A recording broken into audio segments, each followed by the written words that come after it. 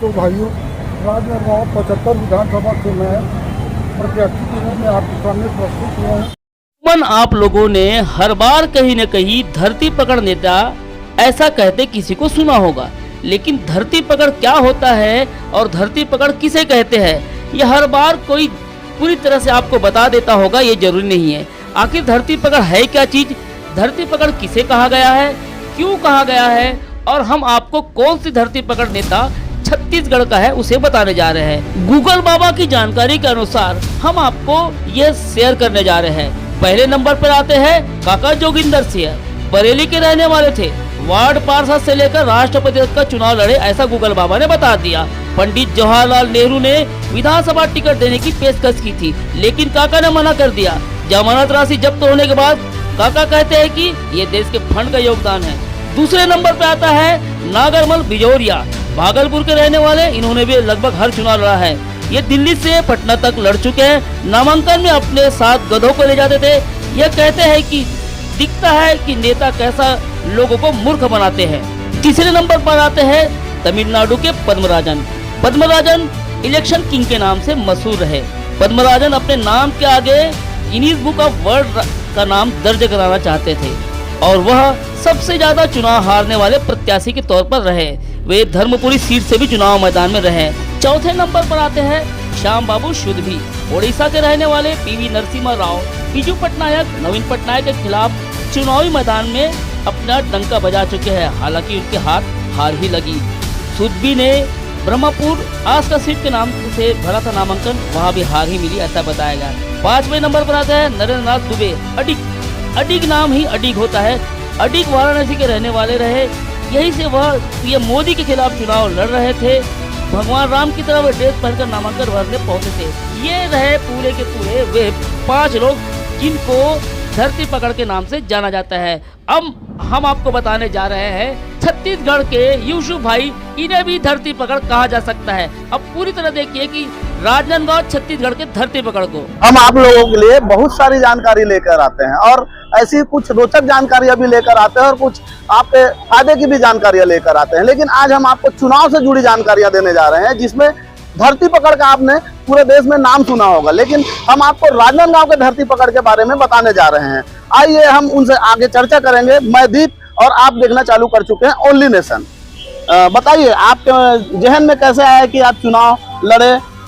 मेरे जहन में इसलिए आया कि मैं विगत 25-30 सालों से जो सफर में दौरा करके जब राजनांदगांव जिला मोहला मानपुर था, तो यहाँ के लोग जब पलायन करते थे और उनको रोजी रोटी की तलाश में हो चंद्रपुर, चांदा, गुजरात, पानीपत, दूर दूर रोजी रोटी कमाने जाते, तो उनको देखकर मेरे दिल में बहुत रहम आया कि ये हमारे मजदूर भाई लोग जो यहाँ पर काम करने के लिए राजनांदगांव छोड़ के, अपना जिला छोड़ के दूसरे प्रदेश जाते हैं, तो ये सारी नाकामी हमारे राजनांदगांव सांसद, मेंबर ऑफ पार्लियामेंट हो या विधायक हो या मंत्री हो, इनकी कमी के कारण वो मजदूर अपने गांव घर को छोड़कर पानीपत, गुजरात, चंद्रपुर, चांदा ऐसी जगहों में जाते हैं, रोजी रोटी कमा के अपना गुजर बसर करते हैं।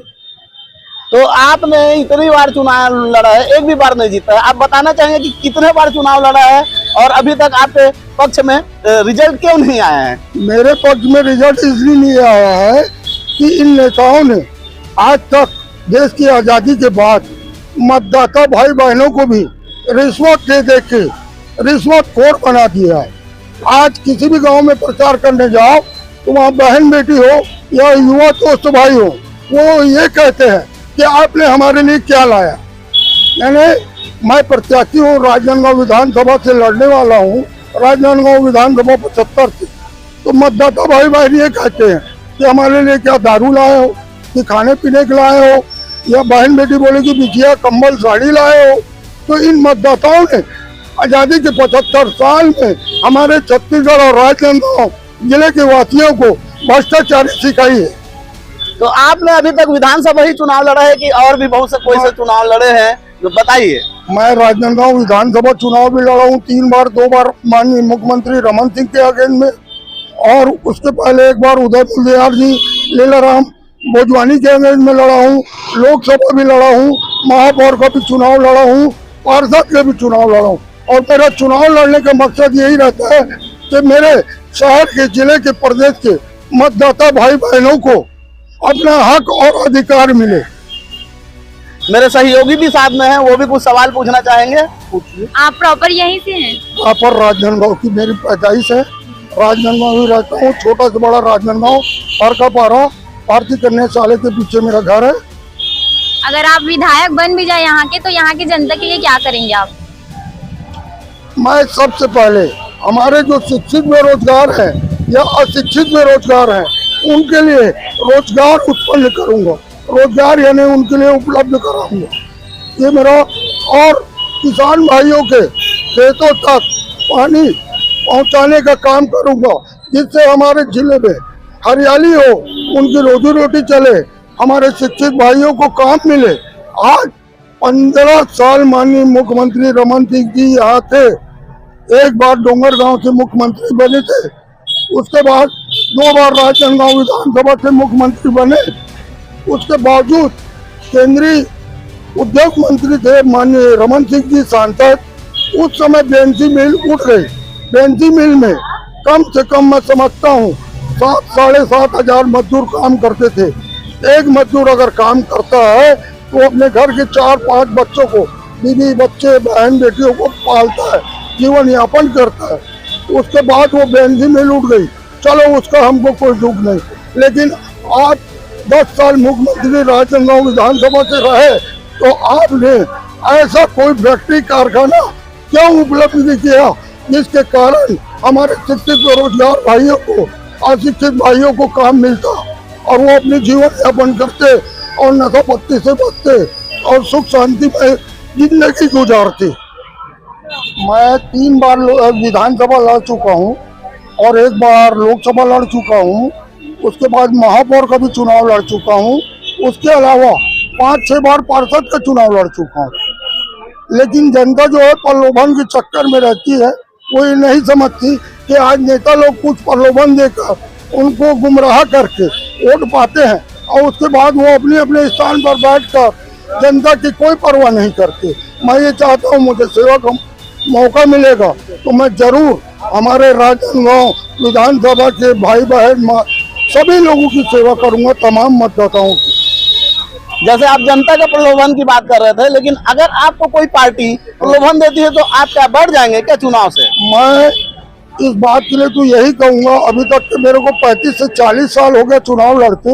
इस बीच में कई लोग मुझे प्रलोभन और लालच देने की कोशिश की, लेकिन इस पे मैं यही कहूंगा, किसी भी संघ के आगे दब करना बोलेगा, ये शीशा चाहे अपनी जिंदगी से हाथ धो लेगा, मैं पीठ कभी नहीं दिखाऊंगा, भले सर कलम करवा लूंगा। अभी तक जैसे कि देखे आपने, यूसुफ भाई हमारे साथ हैं जिन्होंने अभी आज नामांकन भरा है विधानसभा चुनाव राजनांदगांव के लिए, और इन्होंने लगभग हमारे से जो बातें कही है कि अभी तक जितनी भी पार्टी आई है किसी ने जनता का भला नहीं किया, लेकिन यूसुफ भाई का कहना है कि ये जनता का भला करेंगे। चलिए देखते हैं आगे ये भला कर पाते हैं कि नहीं कर पाते।